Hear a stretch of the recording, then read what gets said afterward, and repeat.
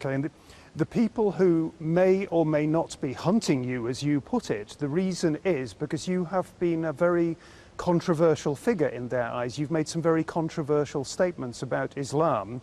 You've written a number of books about Islam. The latest, which is now being published, is called, it's difficult to translate the German title, but I'm going to say The Case Against Muhammad.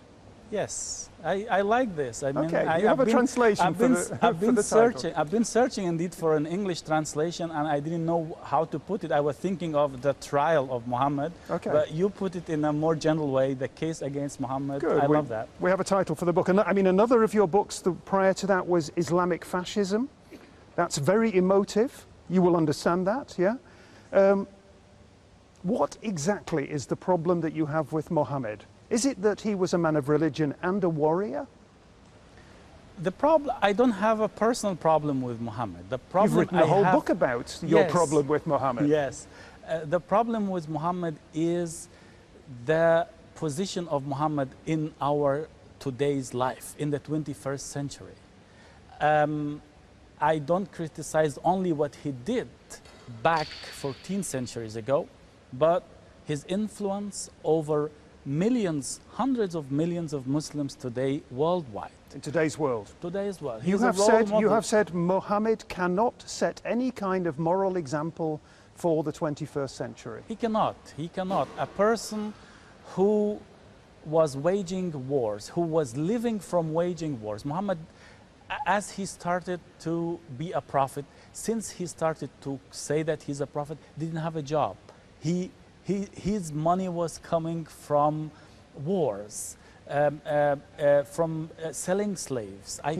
Before that, he had been a merchant. He had been a merchant until he became a prophet. Then it became his job to be a prophet and then to be a warrior. And he and his community were living from wars, were living from the tax that he was imposing on unbelievers. He was living from assaulting the tribes' caravans moving between Mecca and Syria. I cannot consider a person to be a role model who was married to 9 women at the same time. I cannot have a person as a role model who was executing hundreds of war prisoners who surrendered to him in the same day. I cannot have somebody as a role model who married a 6-year-old girl while he was over 50 years old. You clearly believe that Islam in the 21st century needs to be reformed, needs to be modernized. Will it be modernized? I don't believe Islam can reform itself. I don't believe in the reformability of Islam. I believe in the reformability of the thinking of Muslims. That's how it is. You cannot screw the Quran until it will fit to our time, but you can convince people that these verses of the Quran, the good ones and the bad ones, are to be read in the context of the 7th century.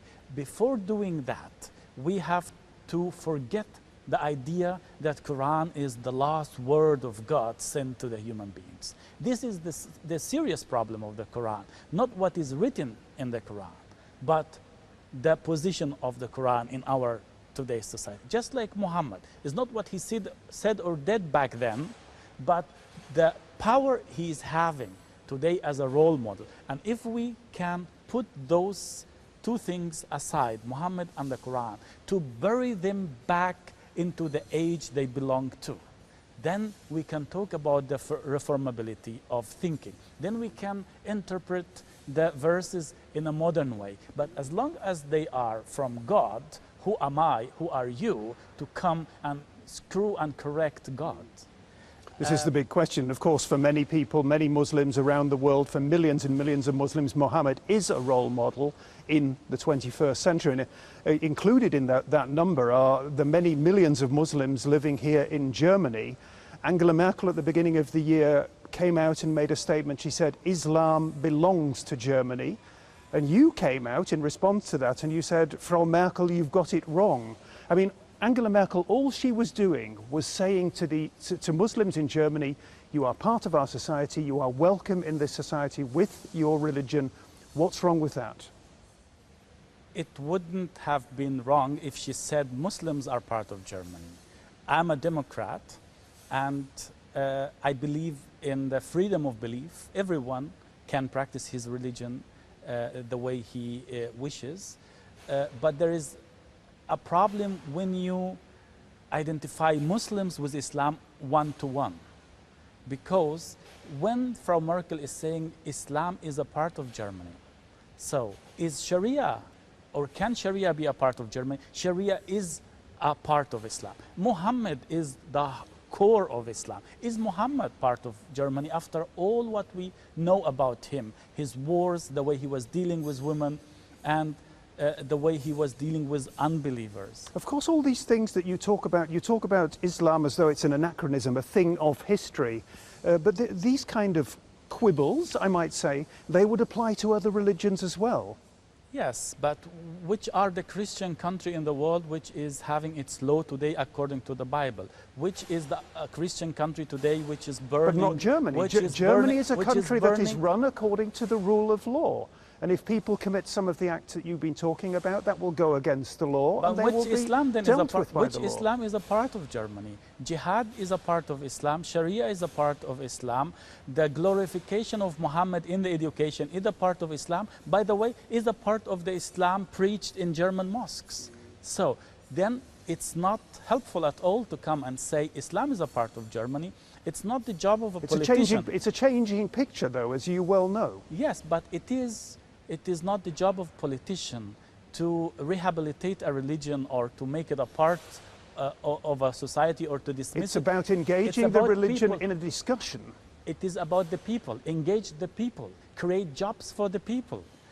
Create a better education for Muslims in Germany. But don't say Islam is a part of Germany, because nobody profits from that more than the conservative Muslim organizations who will come and say, okay, then I want to be just like the German churches. I want taxes from the state. I want to have influence over the media. I want to have influence over the education. And then you are selling the secular state to the conservatives.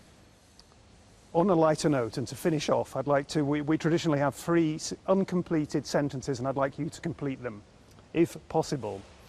If there's one thing I have learned in my life, it is?